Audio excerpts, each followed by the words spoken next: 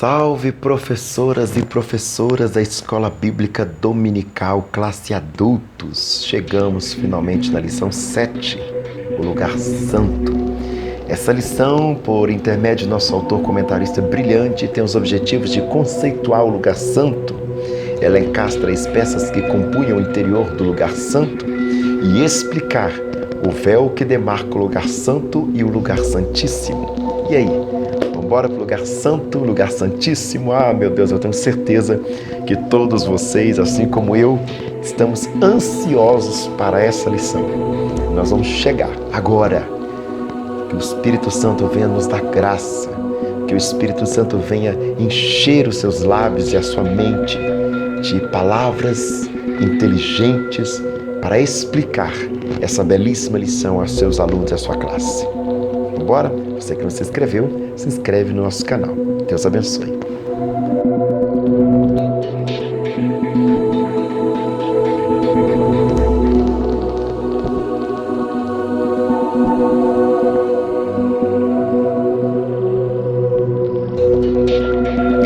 Lição número 7, o lugar santo. Texto áureo. Porque um tabernáculo estava preparado, o primeiro em que havia o candeeiro e a mesa e os pães da proposição ao que se chama o santuário. Hebreus 7:12. Verdade prática. Através da sua morte expiatória, Jesus os garantiu livre acesso ao Santíssimo Deus. Depois tem as leituras diárias que vocês vão fazer e a leitura bíblica em classe, que são vários textos, né? Êxodo, capítulo 25, versos 23, 30, 31. Depois o capítulo 26, versos 31 ao 37. E depois o capítulo 30, versos 1. Depois o 6 ao 8. Vamos ler? Também fará uma mesa de madeira de cetim, e o seu comprimento será de 2 côvados, e a sua largura de 1 côvado, e a sua altura de 1 côvado e meio. E sobre a mesa porás o pão da proposição perante a minha face continuamente. Também fará um castiçal de ouro puro. De ouro batido se fará este castiçal a seu pé e as suas canas, e as suas copas, e as suas maçãs, e as suas flores serão do mesmo. Depois farás um véu de pano azul, e púrpura, e carmesim, e linho fino torcido com querubins, de obra-prima se fará. E o porás sobre 4 colunas de madeira de cetim cobertas de ouro, sobre 4 bases de prata. Seus colchetes serão de ouro. Pendurarás o véu debaixo dos colchetes e meterá a arca do testemunho ali, dentro do véu. E este véu vos fará separação entre o Santíssimo e o Santuário. E porás a coberta do propiciatório sobre a arca do testemunho no lugar santíssimo. E a mesa porás fora do véu, e o castiçal de fronte da mesa, ao lado do tabernáculo, para o sul, e a mesa porás à banda do norte. Farás também para a porta da tenda uma coberta de pano azul e púrpura e carmesim e linho fino torcido de obra de bordador. E farás para esta coberta 5 colunas de madeira de cetim, e as cobrirás de ouro. Seus colchetes serão de ouro. Far-lhe-ás de fundição 5 bases de cobre. E farás um altar para queimar o incenso, de madeira de cetim o farás. E o porás diante do véu que está diante da arca do testemunho, diante do propiciatório que está entre o testemunho, onde eu me ajuntarei contigo. E Arão sobre ele queimará o incenso das especiarias cada manhã, quando põe em ordem as lâmpadas o queimará. E acendendo Arão as lâmpadas à tarde o queimará, este incenso contínuo perante o Senhor pelas vossas gerações. O objetivo geral dessa lição é conscientizar que devemos prestar um verdadeiro serviço e adoração a Deus. Vamos para o comentário do autor? Na introdução, Local do serviço e da comunhão com Deus, as peças do tabernáculo denotavam a sacralidade do lugar. Os dois véus realçavam a santidade que o local requeria. Sacramento, sacralidade. Essas palavras são um pouco usadas aqui para nós, reformados pentecostais. Talvez os reformados tradicionais e até os católicos usam essas palavras mais sacramento, Os católicos creem em 7 sacramentos, conforme elencou Santo Agostinho. Nós, pentecostais, acreditamos em apenas 2 sacramentos, que é o sacramento do batismo em águas e o sacramento da ceia. O lugar santo onde tem muito a nos dizer, por isso estudaremos a sua simbologia, pois essa tem muito a nos ensinar nestes dias difíceis e trabalhosos. Há consolação neste estudo. Vamos então? Estou ansioso para entrar no Santo dos Santos. Primeiro tópico, lugar santo, um local de serviço e comunhão com Deus. Primeiro subtópico, que lugar é este? Todos nós estamos nos fazendo a mesma pergunta. O texto de Êxodo 26:33 mostra a distinção de 2 compartimentos no tabernáculo. A primeira é chamada de santuário ou lugar santo, e o segundo, Santo dos Santos ou lugar santíssimo. O primeiro aparece como local de serviço no qual somente os sacerdotes podiam entrar para oficiar diante de Deus. Hebreus 9:6. Os israelitas limitavam-se a trazer suas ofertas ao altar dos holocaustos. O povo tinha acesso ao pátio, ou seja, ao átrio, mas não ao lugar santo, nem ao lugar santo, nem ao santíssimo. Tecnicamente falando, irmãos, eles não entravam de forma nenhuma. Segundo subtópico, um lugar de serviço e adoração. No tabernáculo havia uma porta de 2 véus. Esses 3 elementos impediam a entrada de pecadores na presença de Deus. O caminho para Deus começava com o derramamento de sangue inocente dos animais, a fim de restaurar a vida do pecador. Era um lugar de serviço porque ali eram ministrados sacrifícios ao Senhor, mas também era um local de adoração e de profunda reverência. Reverência, coisa que já está desaparecida dos nossos cultos na igreja pós-moderna há muito tempo. Alguém sabe por onde anda a irmã Reverência? Que há muito tempo que eu não a vejo. Nos dias atuais, devemos ter o mesmo espírito quando exercemos um ministério na igreja local ou apresentamos o nosso culto ao Pai Celestial. Romanos 12:1-2. Quando nos reunimos, ministramos uns aos outros, mas, sobretudo, todos estão reunidos para adorar ao Criador. Subtópico 3º, propósito do lugar santo. Tinha-se como principal função ser o local onde os sacerdotes ministravam sacrifícios pelas diversas espécies de pecados cometidos pelo povo israelita. A cada violação individual, familiar ou nacional, o sacerdote entrava no lugar santo e apresentava a Deus um sacrifício. Ali estava explícita a santidade de Deus, pois esse lugar era o local adequado para restaurar a vida do pecador diante de Deus. Entretanto, a apresentação dos sacrifícios não era perfeita nem suficiente, como registra a carta aos Hebreus. Hebreus 9, versículos 11 ao 14. Evidentemente que não. Não era perfeita porque tinha que ser, ela expirava. E não era definitiva porque todo o tempo tinha que fazer novamente, de tempos em tempos, Só mesmo o sacrifício de Jesus Cristo pode ser perfeita, porque é para sempre e nunca precisará ser repetido. Hoje sabemos que foi Jesus Cristo quem apresentou um sacrifício perfeito e suficiente no lugar santo, por meio do seu próprio sangue, garantindo-nos em seu nome a remissão dos nossos pecados. Por isso, quem está em Cristo tem o privilégio de estar na presença de Deus. Efésios 2:18, 19 e Hebreus 10, 19 ao 22. No primeiro subsídio teológico que o autor coloca aqui para nós, ele vai salientar a questão do individual versus coletivo, onde na sociedade pós-moderna o eu tem mais valor do que o nós. E isso vai totalmente contra a perspectiva cristocêntrica, a perspectiva da apostolicidade da fé, Porque, por exemplo, nunca há escrito na Bíblia a expressão eu sou igreja. Sempre vem escrito nós somos igreja. Trata-se de um coletivo e não de um individual. E é por essa razão que nós abominamos, juntamente com o autor e a Sagrada Escritura, essa perspectiva de desigrejados, né? De eu vou ser crente na minha casa.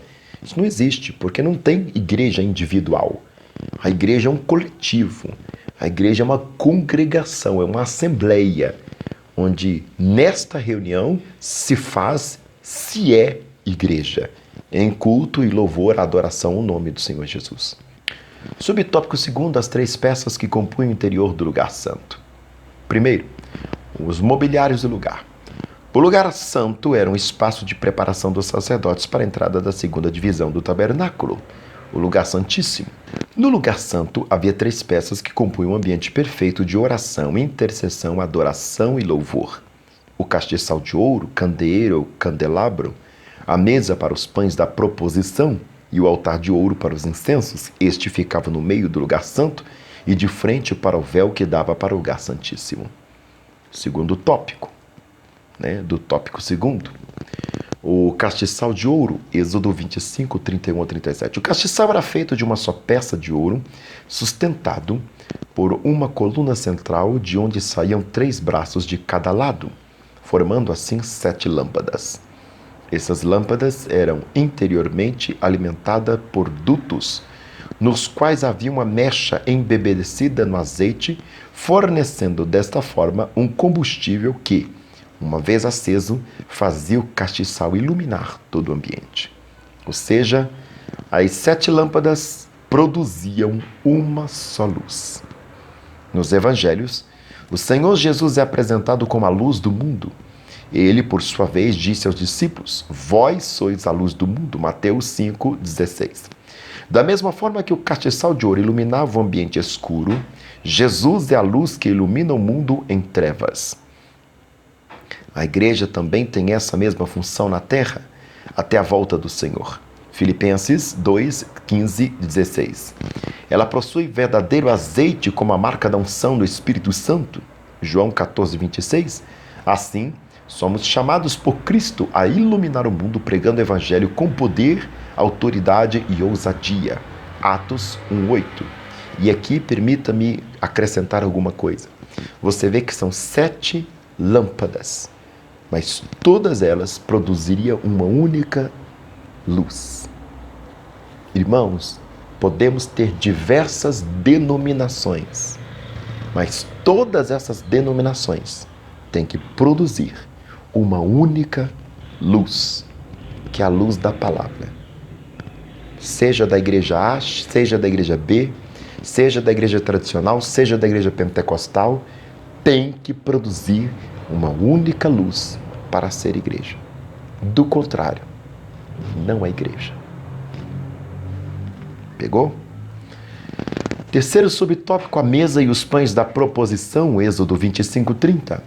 A mesa era feita com madeira de acácia recoberta de ouro. Nela eram colocados 12 pães da proposição. Levítico 24, 5 ao 9, Êxodo 35, 13. Os pães eram feitos sem fermento. Levítico 24, 5. Deviam esses ser comidos pelos sacerdotes, a fim de que os ministrantes estivessem nutridos para exercer o ofício na presença de Deus. O Senhor Jesus é o pão da vida. E todos os obreiros, e aqui eu coloco, e toda a igreja, não só obreiros, devem alimentar-se de Cristo. Só assim poderão ministrar com graça e autoridade diante da igreja de Deus e do mundo, também acrescentaria aqui. Nesse sentido, todo crente é um sacerdote. Logo, devemos nutrir-nos do pão da vida. João 6, 35 e 58. Somos o sacerdócio real, feitos por Deus. 1 Pedro 2,9. Com certeza. E no sacerdócio real, toda a igreja é sacerdote, profeta e rei, dentro da perspectiva do ministério de Cristo. Pelo batismo, claro. Subtópico 4, o altar do incenso, Êxodo 30, 1 a 10. O altar do incenso era também identificado como o altar de ouro ou altar do cheiro suave, em virtude do perfume feito à base de plantas aromáticas que, queimadas sobre ele, exalavam um agradável perfume. Levítico 16, 12. Esse altar também ficava diante do véu que dava acesso ao lugar santíssimo. A palavra de Deus correlaciona o incenso com uma figura de oração. Salmo 141, 2, Lucas 1, 10, Apocalipse 5, 8, capítulo 8, verso 3. Nosso sumo sacerdote Jesus Cristo intercede por nós. Ele cumpriu sua tarefa de intercessor supremo quando, através de sua morte, fez-se nosso único mediador entre Deus e o homem. Hebreus 4, 14 e 15, 1 Timóteo 2, 15. No subsídio da vida cristã, o autor aponta para aquilo que nós ofertamos a Deus. E muitas das vezes, como na antiga aliança, nós estamos preocupados em levar até Deus algo em nossas mãos, mas devíamos estar preocupados em levar até Deus algo em nossas vidas, como amar as pessoas, como servir uns aos outros e por aí vai. Ter algo nas mãos é diferente de ter algo em nossa vida, porque quando eu tenho algo na minha mão, eu posso inclusive perder. Quando eu tenho algo na minha vida, vira testemunho. Aí cumpre o que aquele teólogo vai dizer: pregue, se puder. Use palavras, porque antes que a gente vá abrir a nossa boca, o nosso testemunho já prega o nome de Jesus. Terceiro subtópico, o véu que desmarca o lugar santo e o lugar santíssimo. O primeiro véu, Êxodo 26, 36. Depois de passar pelo altar dos holocaustos e pelo lavatório do pátio, havia no tabernáculo um véu que dava acesso ao lugar santo. Este véu ficava na entrada do lugar santo. Ele era feito com linho tecido bordado. E só depois de passar pelo altar dos holocaustos e pela bacia do lavatório, o sacerdote podia entrar no lugar santo. Logo, este primeiro véu tinha o objetivo de desmarcar o espaço entre o pátio e o lugar santo. Aqui começava a ficar claro os espaços permeados de sacralidade do tabernáculo. O primeiro véu deixava patente o propósito sacro do lugar. O segundo véu, Êxodo 26, 32 ao 33.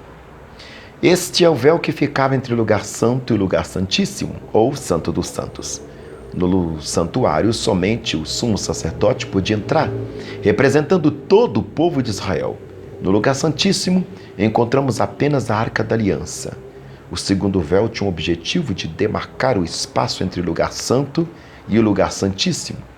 Aqui, a sacralidade inspirava uma consciência de intimidade com o Altíssimo. O segundo véu deixava claro que a partir daquele espaço havia um propósito santo e remidor no lugar sagrado. Os dois véus são uma imagem para nós. Antigamente havia uma gradação e divisão do propósito sacro do tabernáculo, mas em Cristo, o nosso sumo sacerdote, por intermédio de seu próprio sangue, o acesso à presença santa de Deus está aberta, definitivamente. Hebreus 9, 6, 7. Assim, a Igreja de Cristo tem a liberdade de exercer o seu sacerdócio na presença de Deus. 1 João 1, 3, 7. A conclusão da lição 7. Abre aspas. Acheguemos-nos com ousadia e confiança diante de Deus através do sangue de Jesus. Fomos salvos, justificados, adotados como filhos de Deus e santificados. As cortinas que nos separavam do Pai Celeste foram removidas pelo Cordeiro através da sua morte no Calvário. Portanto, não deixe de usufruir esse glorioso privilégio. Não abre mão. Não abra mão daquilo que Jesus fez na cruz do Calvário por você. Não a nenhum outro nós demos glória, mas ao nome dele, que intercede por nós, pelo seu sangue carmesim vertido na cruz do Calvário. Bendito é o nome de Jesus Cristo, para todos sempre. Amém. Muito obrigado pela sua companhia, sua parceria. Coloca aqui embaixo algumas informações que você gostaria de acrescentar, que gostaria de nos presentear, e que o Senhor possa continuar abençoando você, sua turma, sua classe, sua família, seu ministério, sua igreja, seu bairro. Em nome de Jesus. Obrigado.